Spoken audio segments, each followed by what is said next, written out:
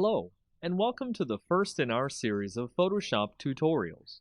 We'll be starting today by showing you how to create a new document in Photoshop. To get started, open your Photoshop program. From there, you can easily begin creating a new document by using the drop-down window under File. Click on File to see the drop-down window.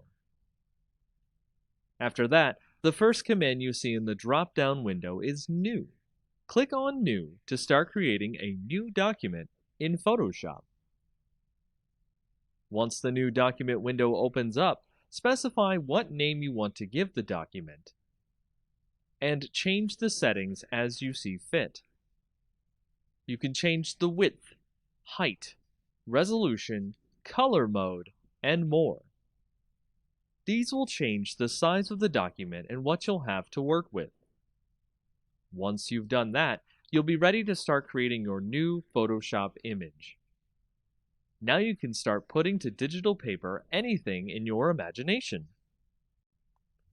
Hello, and welcome to the second in our tutorials in Photoshop. This time, we'll start by showing off some of the most common Photoshop selection tools. First, make sure you have your Photoshop open and a document ready. As you can see, we've got our document ready and can now select anything on the image. Selection tools help you pick and choose what you want out of the image you're currently editing. We'll start by using the rectangular selection tool you'll see here.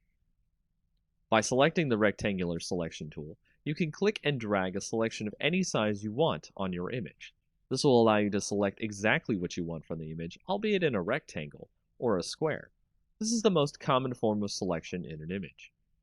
From there, we can switch the selection tool by going over to the rectangle selection tool, right-click on it, and see a drop-down box of other selection tools. We'll switch to the elliptical marquee tool, which allows us to select things on the image not in a rectangular pattern, but in an oval or circle pattern. Once you've selected something with these tools, you might be ready for a little more advanced selection tool, which will allow you to select things in a creative way, the lasso tool. The lasso tool is more interesting than the previous tools because it allows you to select things in a more controlled manner.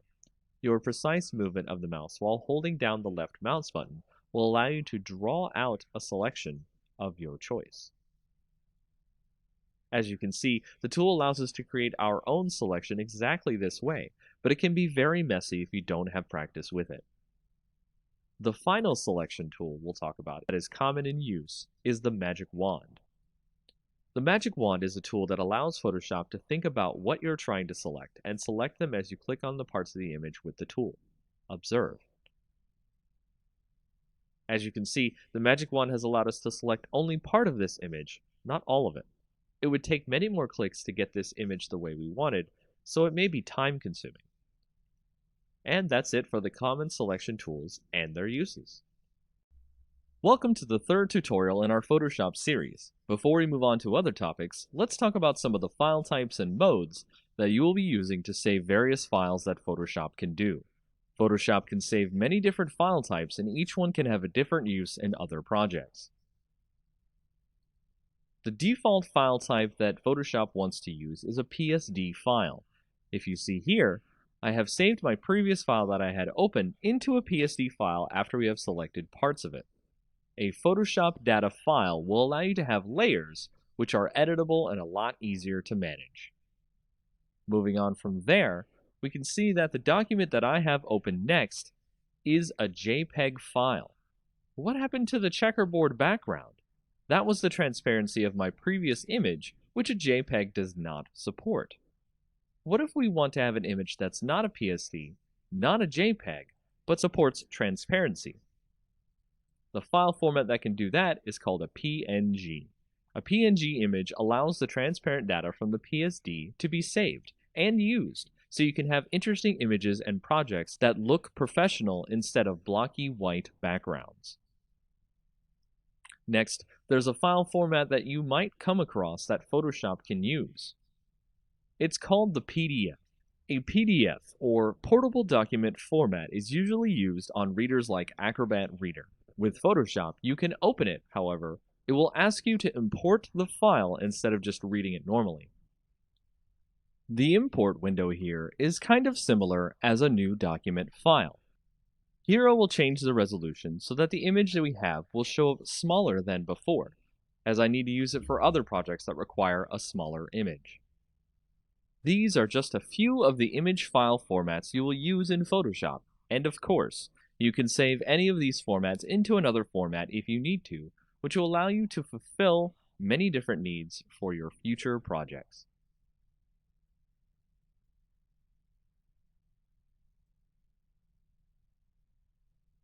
Hello, and welcome to the fourth tutorial in our Photoshop series. In this tutorial, we'll talk about how to crop and resize images, as well as explain what resolution is and how you can get it to work for you. Let's get started. With a Photoshop document open, you can see that I have the image ready to be manipulated. What we'll do today is show off how to crop parts of the image if you need some bits of it for your projects.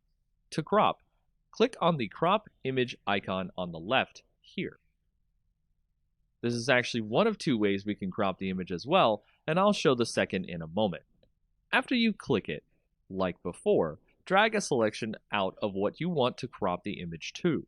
Cropping the image means you select those parts of the image and only those parts. When you're ready, right-click and select Crop.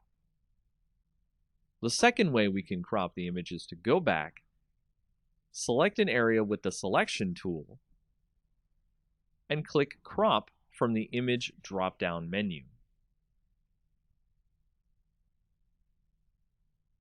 Next, we'll go over how to resize an image. Resizing is a great way to get an image into a smaller or larger specified size for a client on a job or a project you're working on. First, have your image ready, then click the Image drop-down menu. Click Image Size. From there, you can see we have a menu similar to our initial New Document window, where you can change the size of the image. If the little link icon is there, this means that the image will keep its ratio as you change the size. Change the size to whatever you wish, and it will do it for you after you press OK. Need something at 800 width? It'll change the size of the image to fit that width and change the height accordingly. Lastly, I'll talk about resolution. As you can see here on the Image Size Properties window, you can see here that the resolution is 72 pixels per inch. That means the image itself will not be very large. If we change it to something like 300 pixels per inch, the image will be very large, and this is a good way to get your image to scale up quickly for banners, or scale it down so that you can fit it inside a smaller file size. Welcome to the fifth in our tutorial series on Photoshop. Here we'll be talking about how to work with layers on our Photoshop document. What are layers? Simply put, layers are the way how we can organize our image easily and smartly. Our Photoshop document open, we can see that we already have one layer of the document already in place. Over here on the right is our layer setup, and you can see how many layers we have. 1. The hierarchy of layers, meaning how they are stacked in a certain way, and if they're grouped, which they are not. So, to create a new layer, all you have to do is click the button at the bottom of the layer window that looks like a new page being turned, or hit Shift-Control-N at the same time. You can also click the layer drop-down in the top and select New Layer from there. I personally like the Layer button as it's easy to click and go. After this, you can see that we've added a second layer that is blank to our layer list. The new layer has now become the top layer, which is what will display over the image we have already. In this way, you can draw or stack images so you get exactly what you want out of the document.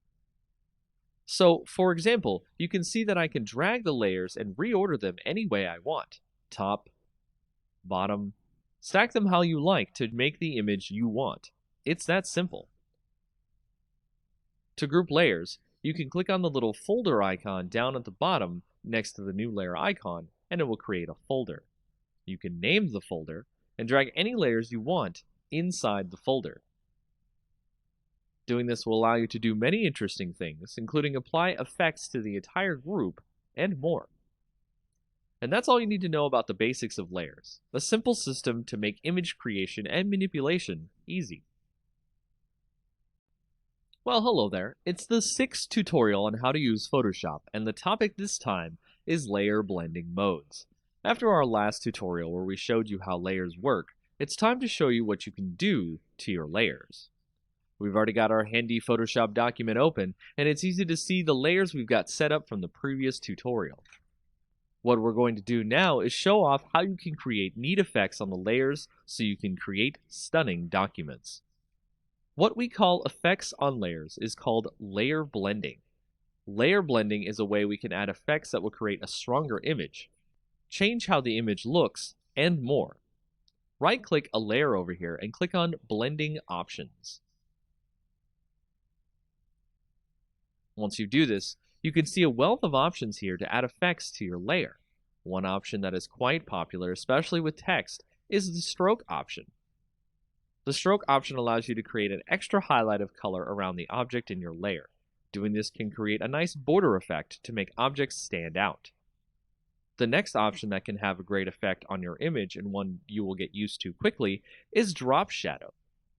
Drop shadow makes your object look like it's floating above whatever you have it over in your layer order. You can adjust the direction of the shadow, the opacity, and much more.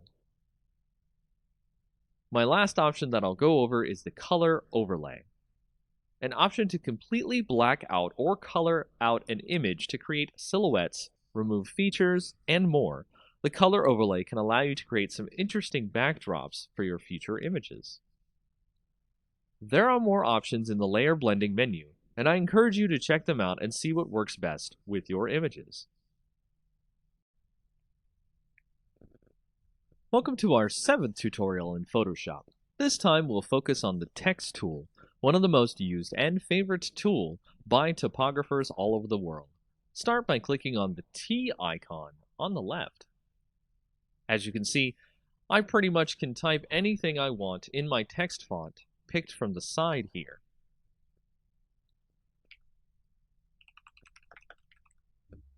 I can select bold, italics, underline, and more. Things like all caps, small caps, stuff like that. Of course, make sure your text is showing up in the correct color that you need for your image. Here, I've selected to make sure that it stands out from the image. Also, as you learned from before, text occupies its own layer, and if you need to select the text quickly, you can hold Control and click on the T icon on the layer as well to select all the text that you've written out. From there, you can change some other settings on other pages of the text panel, including paragraph settings, layout, and more. One last thing, you can click and drag a selection area of where text will go exclusively into.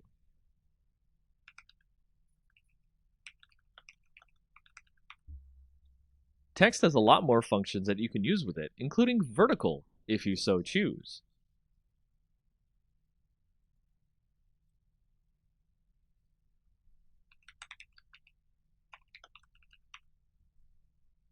So have fun! The 8th in our tutorial series in Photoshop, let's go over how to create a great glowing text effect and build on our previous tutorial of the text tool. Here we have our text. To create a great look for our text and have it stand out on our image, let's go into the layer blending modes. You might remember these modes from a previous tutorial. Right-click the text layer and select Blending Options. To create a great glowing effect, let's start by giving the text a great outer glow by starting with Outer Glow. Checkmark this option and you can see the options window for the blending mode. Change the opacity how you like it, and you can also change the spread and the size of the glow. Do this as you see fit. Make sure your glow isn't the same as your text, otherwise it'll get lost in the text itself. From there, we'll make an inner glow now to set it apart from the outer glow. Click Inner Glow. This will set the blend mode to screen, but change it to normal so we can see the glow effect on the text. Set the color to blue, then set the size of the glow until you can see it make the text sort of cloudy. That will give us the effect we're looking for. After this, you can apply a drop shadow if you like, or use the gradient overlay to get even more finer control over the text's colors.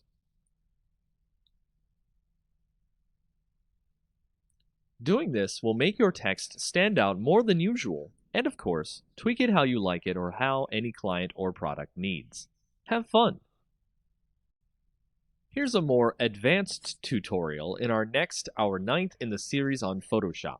We'll be making a gold text effect that makes it look as if our text was dipped in gold. Start out by having text ready in your image. Here we have our text from the last tutorial with all the layer blending options removed to start fresh. To start creating this effect, let's start by opening the layer options once more. The first thing we want to do is make the text look like it's carved out. Use bevel and emboss here for that. As you can see, our text now looks like it has a curve to it or a 3D look. Let's change that look by clicking on Gloss Contours drop-down menu and click the ring contour. If you're unsure of which is which, just hover over each contour for a few seconds to get the name of the contour.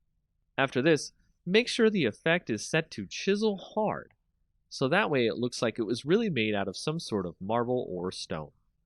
As we're going for the gold effect, we're going to add a gradient overlay to the whole image so we can get the gold coloring right. If it's not already, we'll set the gradient to the first gradient setting, foreground to background, by clicking the gradient drop-down menu. Then, click the gradient itself to open the color picking menu. We'll set the colors here by double-clicking the color spots here on the bottom of each gradient to something yellow and brown so that it looks gold.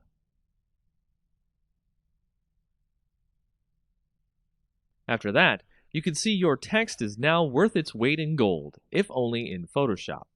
This blending technique can be used on other things as well, but text is one of the best uses for it.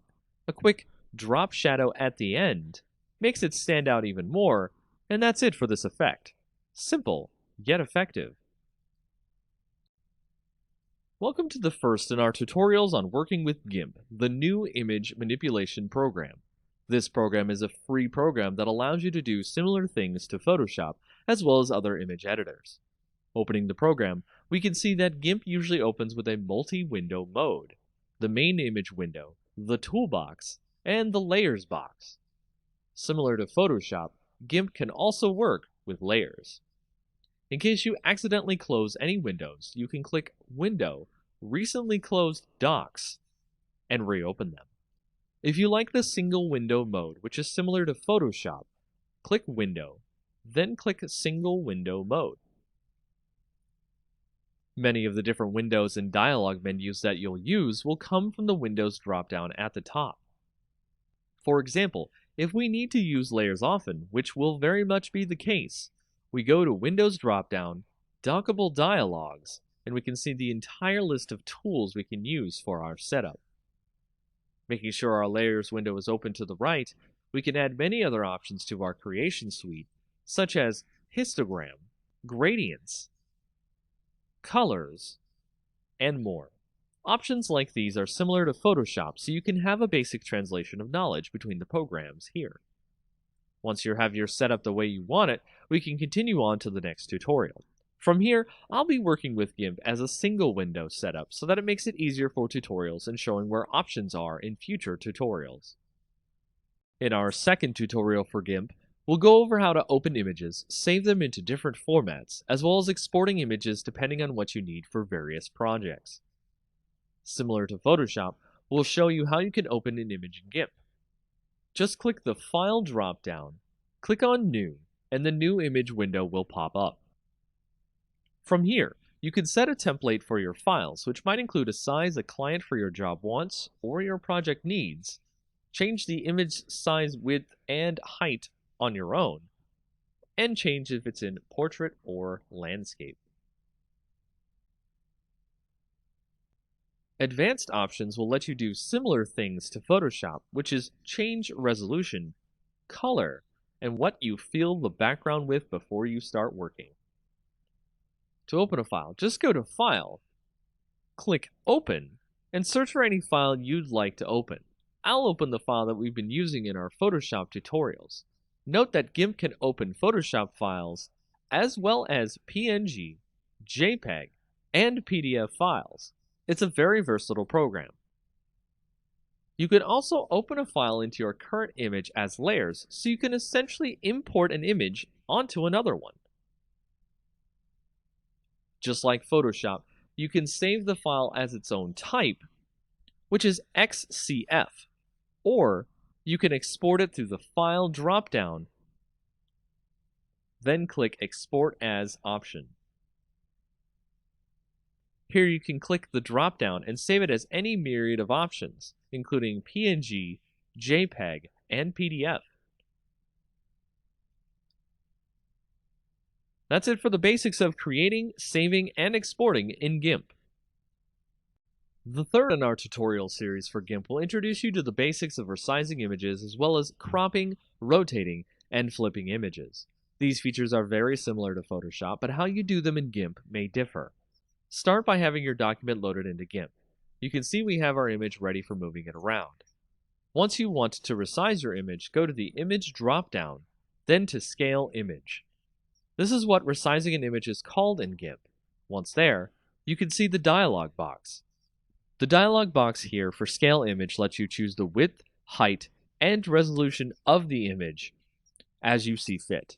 You can also change the quality of the image here as well. The Scale tool on the left here can also allow you to resize the image like a selection tool would in Photoshop. Just click the image and resize accordingly. Cropping an image also works similarly as you've seen it in Photoshop as well. Click on the Crop tool, the little knife icon, and you'll be allowed to make a selection over the image which will tell the tool where and what you want to crop. Click on the image again after selection to crop the image.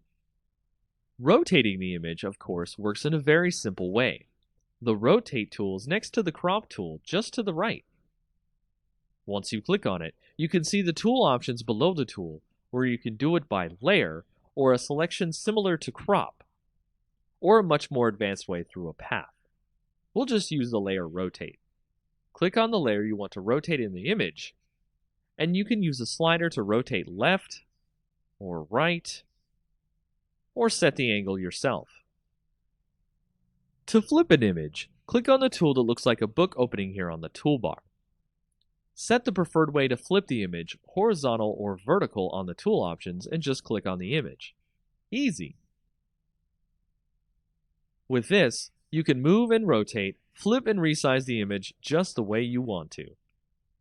Welcome to the fourth tutorial in our series about GIMP.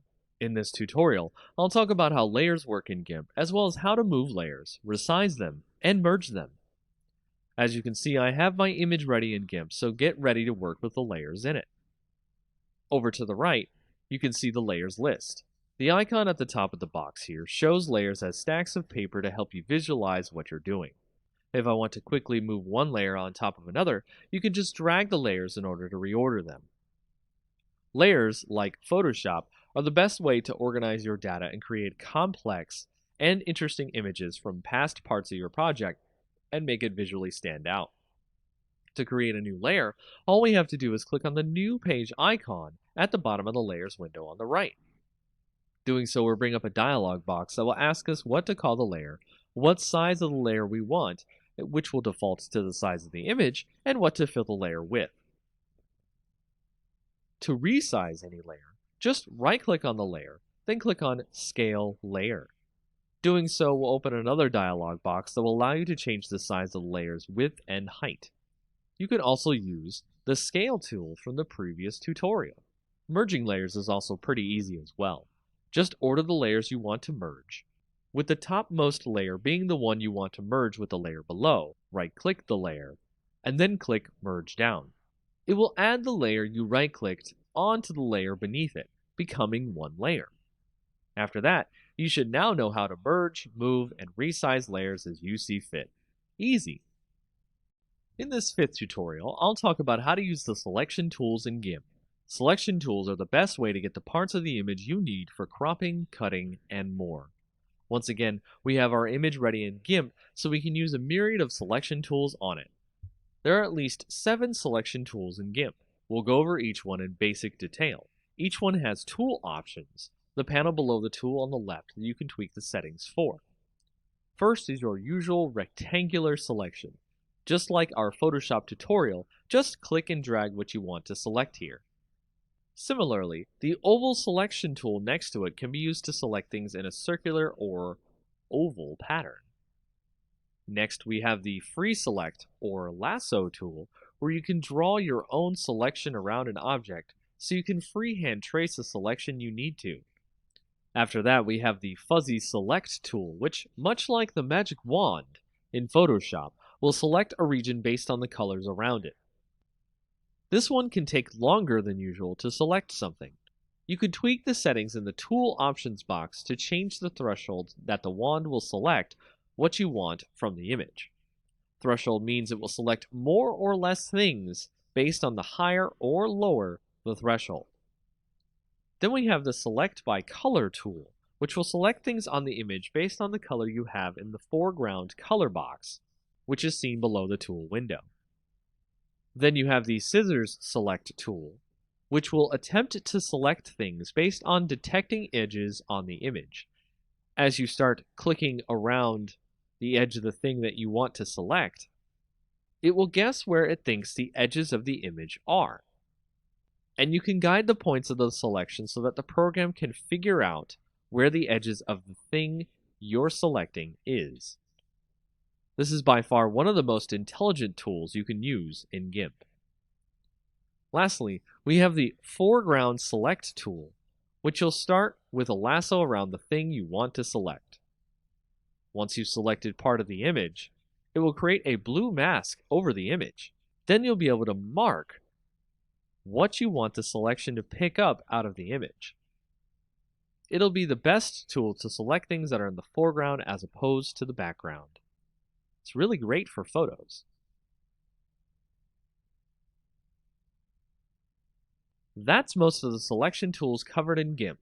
Now you can grab exactly what you need out of the images you're using. In our 6th tutorial on GIMP, let's start using the paint tools and learn the tool options the paint tools use. There's a lot to go over here, so I'll be breaking this up into 2 parts. The first of the paint tools tutorial begins here. With our image open, let's start creating something by using some paint tools. First, we'll use the paint brush. Make sure to check the tool options on all of these, as they will be very useful for doing what you need with each one. In the tool options here, you can see that there's a mode setting, opacity to your brush, what the brush looks like, how hard it is, think like an actual brush on an image, how soft or hard do you want the tip to press on the painting, the size of the brush, angle, and more. For now, we'll just leave it as is and create a quick square. Next, we'll move on to the bucket fill tool. Here we can see that in the tool options, we have the option to change the opacity, change it so that we fill up the spot with the tool with the foreground or background color, or even a pattern if we want to. The options below that allow us to either fill the whole selection as much as possible, or just similar colors if we want more reserved filling. Threshold here will determine how much the tool will try to overflow into the nearby colors beyond what you have filled in. Here we'll fill in our square with our background color. As you can see, with the similar colors option, it will fill in everything except the transparent edges around our square border, leaving a little bit unfilled. Patterns can be applied too from the bucket. So let's apply a quick pine wood pattern here to give the box a little wooden feel to it. Here you can see it will paint over our white fill with a nice wooden texture. Our box is starting to look like an actual wooden box. Next, we'll do a gradient or blend fill. So we'll apply a gradual color change from our foreground to our background color. This works very similar to bucket fill, just that you can choose the colors you want to fill in either as a foreground to background selection or to a preset selection of your choice. The shape can be changed as well to create more impressive gradients. Here I'll make a radial gradient inside our box fill. Make sure you select what you want to gradient as well, otherwise you'll add the gradient to your entire layer. Click and drag to determine what direction you want the gradient to go.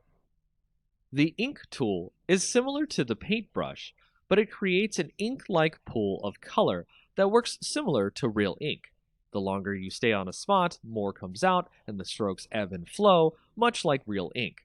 Change the options as you need in the Tool Options window. We'll draw a little smiley face on our box. The airbrush tool is very similar to an actual airbrush, where a constant flow comes out that allows you to quickly touch up or brush color onto the image in a way that can be modified. As you see in the tool options, one of the important settings is rate, and the other is flow. Tweaking these will change the way the airbrush comes out. Watch as I set the flow to about 20. And see what happens. Now, 30.